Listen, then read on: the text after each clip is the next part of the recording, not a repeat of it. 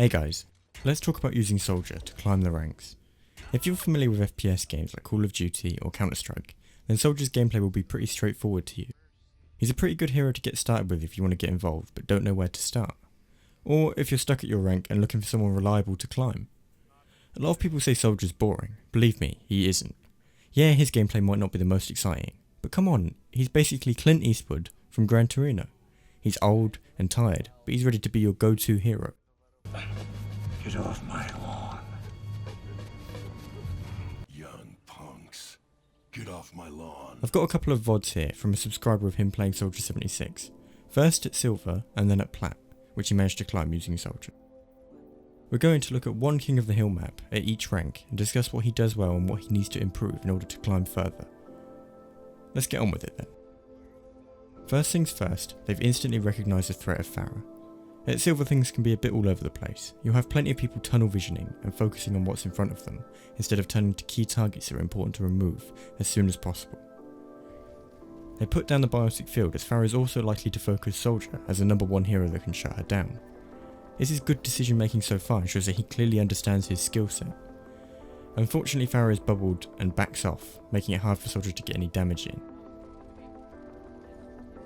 Going forward, they don't forget that Pharah is a key target and commit to finishing her off.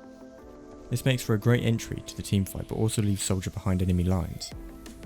As they try to reposition, what they really need to do is make sure they have full view of the battlefield. Jumping and turning backwards instead of running around the corner will give a clearer view much quicker.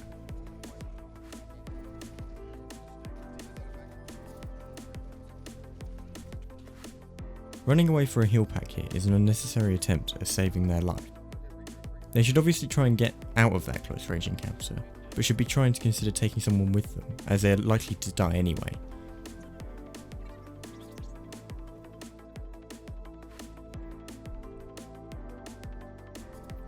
A random biotic field that could be costly if they're engaged soon after it disappears. It's important to tap when trying to get some damage in on the enemy Pharah, as at that distance it's hard to land shots with the standard weapon spread. They lose track of Pharah here, which is a big issue as she can easily set up for her ultimate. It's important to consider the enemy team's ults, as if you've got yours, it's safe to assume that it won't be long until they have theirs. The best thing you can do there is keep enough distance so you don't have to look directly up and check the skies.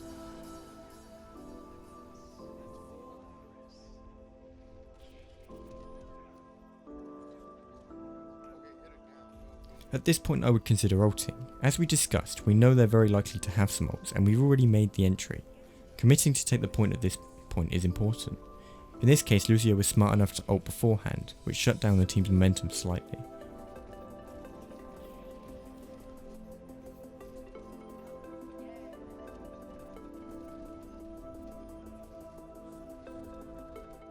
Making sure to sniff out Pharah before the next fight starts is a good idea, as it delays their push or forces them to attack without their full team.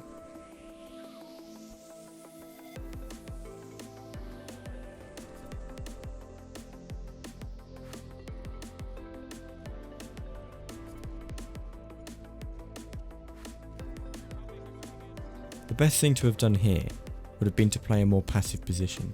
With Pharah currently dead, the chances of being booped off have lessened significantly, so it's okay to stay on the outskirts of the building. This way you utilise your range and enemies struggle to get damage on you.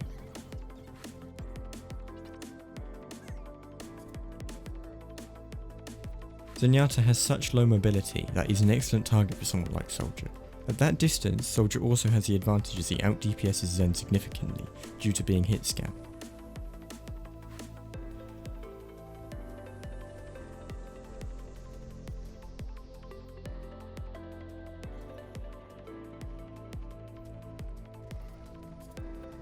The enemy team did a very good job here of zoning Soldier, making it impossible for him to shut down the ulting Pharah. They deserved to take the point there, even if it was completely coincidental.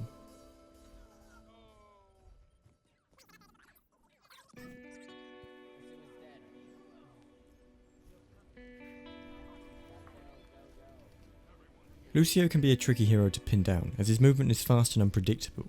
Still, it's important to save that Helix rocket until you know for sure that you can land it at least near him, to get the combo in and finish him.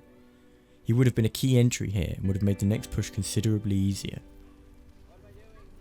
Soldier makes up for it though by spotting Farah here and landing a well placed helix on her.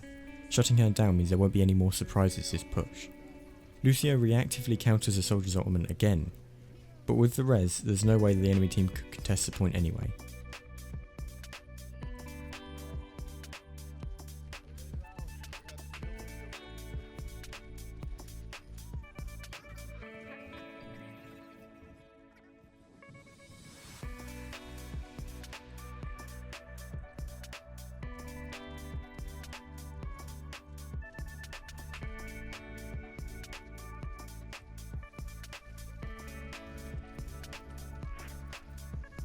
Switching to Farah as she's visible shows good awareness, which is so key when it comes to chaotic teamfights.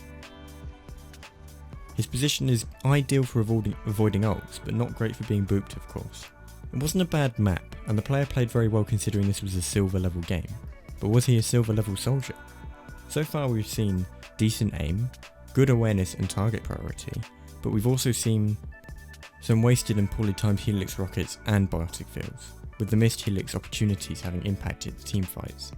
This player has actually managed to climb to plat now, so let's take a look at how he plays at that rank. I'd expect to see some more ult coordination from the enemy team, as well as some more flanking heroes that harass the backline. We've got some random cam in the bottom corner, so we'll just stick a plat icon over that for now. As we go in, we see that Soldier is the first one there. It's pretty normal for that to be the case, but it's easy to forget that you can't really afford to be the first one to show themselves. You're not that hard to kill, and it'd be very dangerous to lose someone so early into the fight. Soldier actually tries to reposition himself into a more of a flank position, but comes far too close to Xayah for comfort. If you're going to use Soldier to pick people off, it's important to pick your opportunities wisely and avoid getting too close to anyone that could destroy you in close quarters. Fortunately, in their new position they spot the sneaky Farah that he was hunting earlier. This is a good entry for their team and allows them to expose themselves more. When shooting this Xayah, you can see a helix rocket that's shot with no prediction in mind. The more you try and shoot predictively, the more it becomes second nature and allows you to finish people a lot easier. Chasing up the kill here was the right thing to do, as it's good ult charge and will stagger the enemy team for much longer.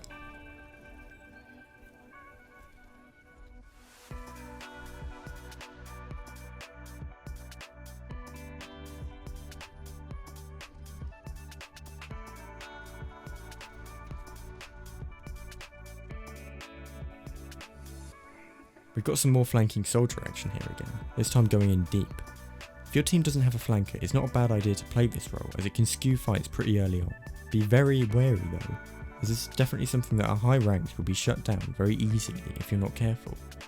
And it is the perfect pick for this situation, and allows Soldier to then escape back to his side. This slows their push again, making it harder for them to get back in good time. A duel with another soldier in close quarters is no easy fun.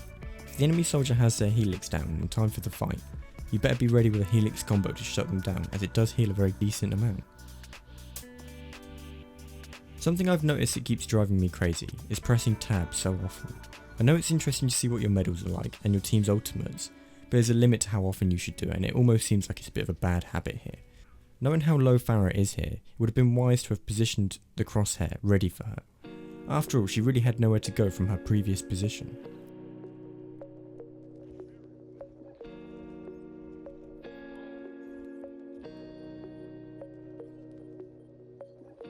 Now, this was not the most aesthetic duel with Lucio. Something good I can say about this encounter though, is that they didn't use their ult. Considering this fight was basically already won by the other team, it would be a big mistake and really hurt their team's ability to retake.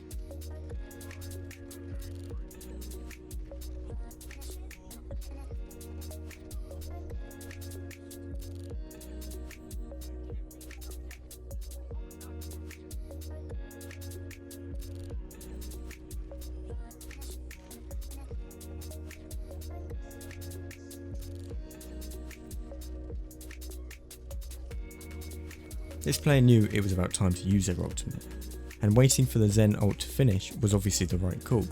Unfortunately, the Soldier's ult doesn't combo very well with a Roadhog ult at all. This could have been avoided by communicating ults and saving one of them for the enemy team's attempted retake. Now, I know we've been talking about Farah being a big priority for someone like Soldier, but this situation is slightly different. With McCree so close and having already used his role, it'd be smart to use a Helix combo to take him off the table, before moving to Farah. This is because Soldier is so heavily exposed when dealing with Farah that McCree is almost certainly going to follow up on it.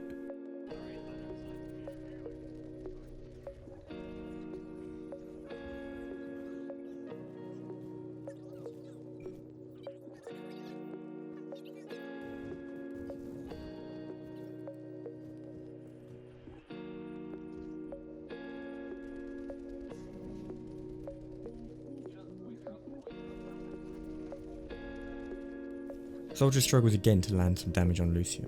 If this issue continues, it might be worth going into a custom game versus Lucio's and learning their hitbox specifically. A good follow up on Xayah though, showcasing how useful a Discord orb can be. This actually stops the enemy team's final push and leads to a map win. If anyone is interested, the first game in Silver was a loss for their team in the end, and the second game an overwhelming victory for their team. You can see that not much has really changed in terms of playstyle from Silver up to Platinum, and that's fine. They played well enough that they don't belong in Silver, and good enough to compete in Platinum. Let's take a final look at what they excel at and what they really need to improve in order to push on into Diamond. We've got decent aim, target priority, map awareness. We've also got good flanking decisions, although may not be necessary if you've got flankers on your team, as well as smart ult timing. Aside from Roadhog using his at the same time, but that just happens sometimes. What we definitely need to see an improvement on would be using Helix rockets more effectively to guarantee kills, target priority in terms of who's likely to be able to shut you down, and some positioning in certain situations. What I mean by that is making sure that they position themselves for Soldier's optimal range, making it harder for heroes like Xayah to get damage in, and easier for Soldier to be effective. Without improving these things, I'd say this player will definitely still reach Diamond. I've definitely seen a lot worse at that rank. With some of these things cleared up though, and maybe some more practice killing Lucios, I don't see any reason why they couldn't reach Master. Aim can make all the difference at these ranks though, and with a more standard setup Soldier is heavily relied on to be the team's main source of damage, mistakes are punished harder and a lack of DPS can really be noticeable. Thanks for watching guys, I hope some of these tips help you. If you'd like a VOD reviewed, send me a message on Reddit or email to the address in the description. Cheers.